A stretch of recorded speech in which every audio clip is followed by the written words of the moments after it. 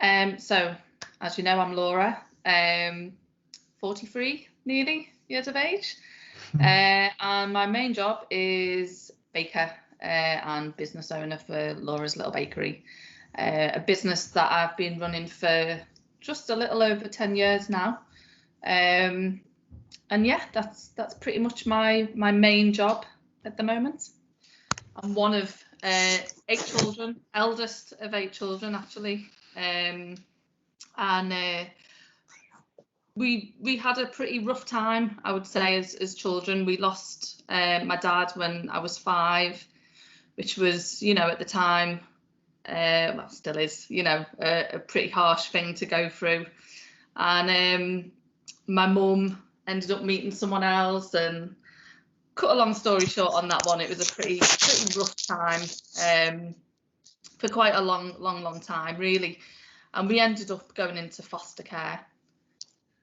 So yeah, so I was in foster care for a long time, and again, experiences there were not fantastic. And then 18, became care leaver and was kind of shipped off into the world to fend for myself, so to speak. Had various jobs in between that time. I mean, I attempted college. Wasn't very successful because I just don't think I was in the right frame of mind to really take anything on. I had a lot of struggles through my 20s, really, mentally, just trying to deal with everything that I went through as a kid. And then I ended up having my she's my eldest daughter when I was 23. So became a mum, and that was really kind of quite very life changing for me, and kind of set me on my road to really figuring stuff out and becoming, a lot more kind of coming to terms with my past and whatever else. So from the age of 23 up until how old was I? 32 when I started Laura's Little Bakery. 32, 33. I had another 2 children, and was literally just a full-time mum.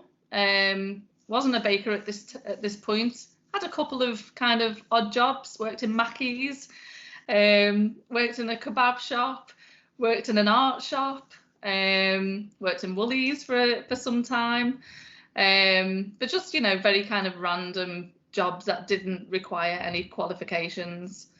And then basically when I was 33, my eldest daughter turned around and asked if I'd bake some cupcakes. And at this point, I'd never baked before. I wasn't particularly a cake eater, but I agreed to make the cakes and had a very nice time making them. We all enjoyed it. They were very, very tasty. They didn't look very great. So I just had a natural kind of affinity for it, really.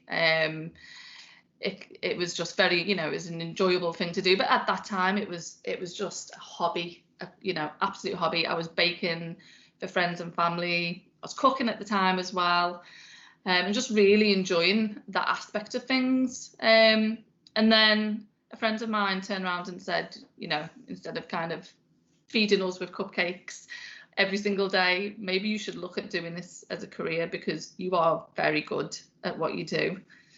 And I kind of thought, you know what, why not? I was at the point where I was looking at where I should kind of go in life, career-wise, what I should do. As much as I love my kids, I didn't want to stay at home, doing that, full time. I wanted a bit of life as well, and a bit of something for me. So literally on a whim one day, I baked a load of cakes, put a load of portions into the boot of my car, went round to various cafes and other little bakeries and just said, hey, here's my stuff. If you like it, here's my number, give me a call, and I'd be up for supplying some cakes for you. And literally every single person called back and said, they're amazing, when can you start?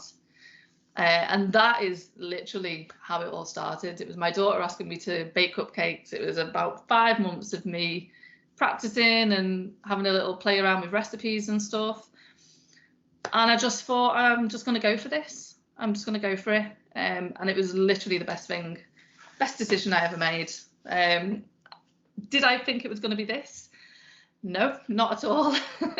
I had no idea I'd be able to make a career out of it. I just thought I was going to sell some cakes and that'd be that, and I'd do something else. But 10 years later, I've managed to, and 10 years of graft, I've managed to really make a good kind of business out of it. I mean, obviously you start off, and at that time I wasn't decorating. If you see any of the cakes that I do now, a lot of them are very decorative, but at the beginning it was, you know, just cafe style cakes and cupcakes, cheesecakes, that kind of thing. But I mean, I set up a Twitter account at the time, and this was back when Twitter was a different kind of ball game. You know, it wasn't what it is now. It was, there was no Instagram at this time either. But I really used Twitter as a tool to kind of, you know, like an online word of mouth, I'd say. So I did some cupcakes about 3 months in, which were Liverpool Football Club themed. Sorry to any Evertonians out there. But they just went down an absolute storm, and I kind of cheekily asked one of the coaches at Liverpool Football Club if I could take some cupcakes for the players. Don't know why I did that, but I just did, and that went up, that blew up, and I got a lot of business from that as well. Just little steps that I think I've been quite savvy, you know, using certain kind of social media kind of routes that have really helped me.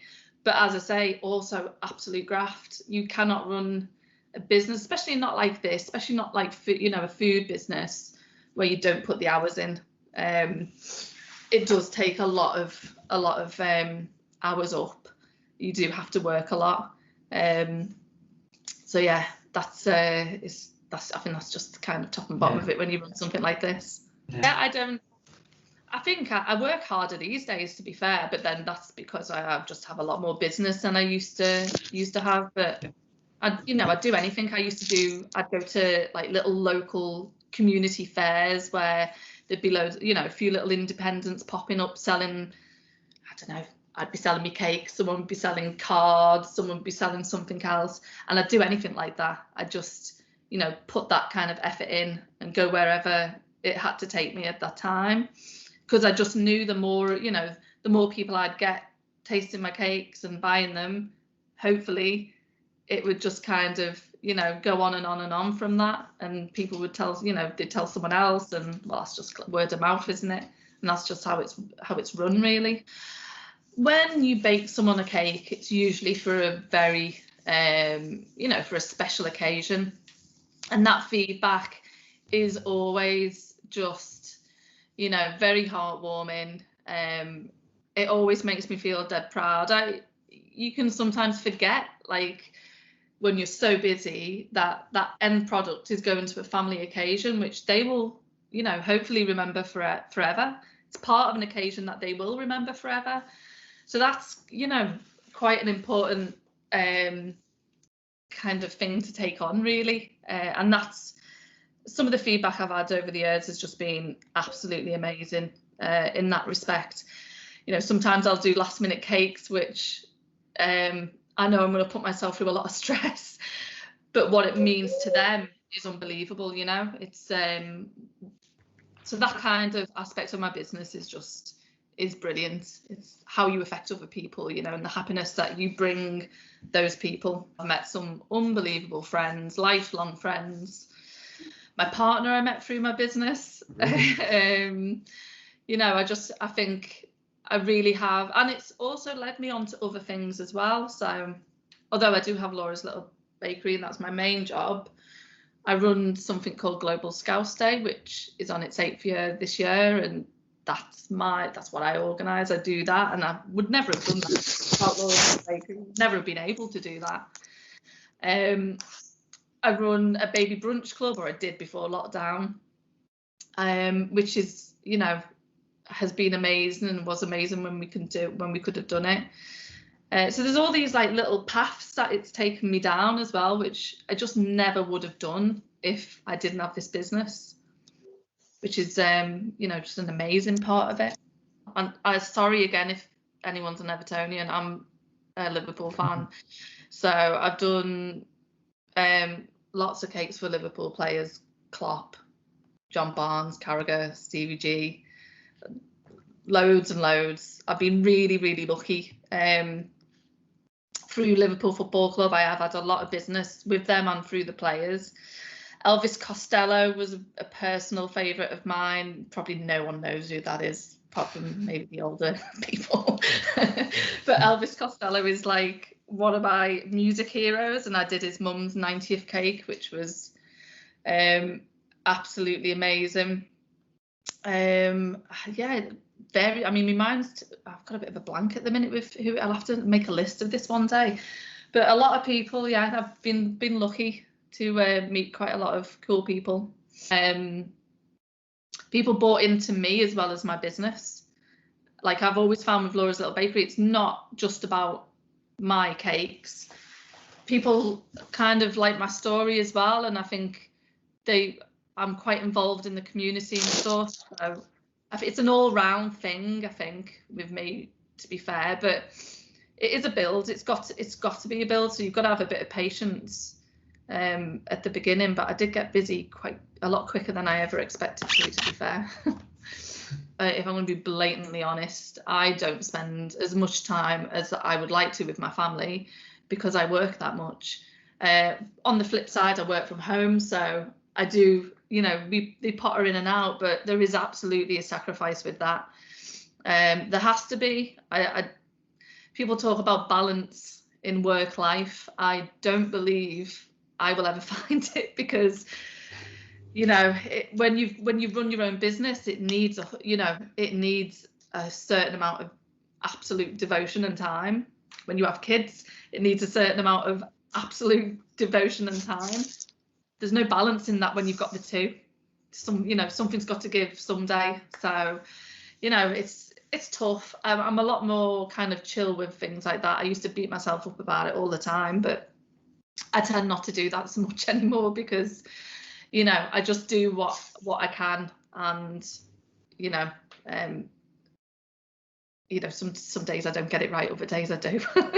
It's just one of them. But that's definitely the biggest kind of sacrifice, I'd say. It's been tough. There's been some really tough times in my business, mainly amazing. But with anything, you know, you're gonna have months, weeks, days that are just tougher than others, and you just, you know, I have to kind of get my head into a good space and go, right, I'm gonna do this. You know, I can do this, and kind of get myself mentally prepared for some weeks that are just particularly tough. In terms of cooking and baking, apprenticeships are absolutely excellent for things like that. I know it's not great at the minute with everything that's going on, but apprenticeships are one of the ways to go, I'd say, because it's very practical. Obviously what you're doing, this isn't something that you're just going to learn out of books. It's something that you've got to actually do. When I first started out, obviously I couldn't decorate, so, you know, I didn't know how to decorate cakes or do decorations, but I watched a lot of YouTube videos and tutorials and self-taught myself, really, and that was a good thing to do because I kind of got my own style. But yeah, I'd say just, you know, really watch a lot of kind of online tutorials, and then maybe look at an apprenticeship for sure. I, at the beginning of this, would never have thought that I could have done what I've done over the past 10 years. And I now firmly believe nothing is impossible. If you're willing to just give it a go, just take that first step, absolutely nothing is impossible. You can achieve anything that you want to do. Do you know what I mean? It's hard taking that first step sometimes, you know, especially when you just feel like, you know, you just can't see, you can't visualize how that's going to go. But sometimes you just got to go, you know what, I'm just going to do it. I'm just going to give it a go. I'm going to try it. And if it doesn't happen, it doesn't happen. But at least I've tried it. At least I've given it a go, you know? So I always say to my kids, you've just got to make sure you're happy. Do get some, get involved with something that's going to make you happy, and if that might not come, straight away at there. I mean, I've got like a 20-year-old, 16-year-old, 12, so very different ages. My eldest three. It might not come for years. This didn't happen to me until I was 32. That probably seems dead old to some people, but it didn't happen for me till then. So just because when you're 17, 18, 19, you don't know what you're going to do, doesn't mean that you're not going to do something amazing, because you will. You've got to keep positive. It's not always going to be the case. There's days when I don't want to get my head out of the duvet, but I eventually do, because as far as I'm concerned, there's just no other way to do it. You've just got to keep positive.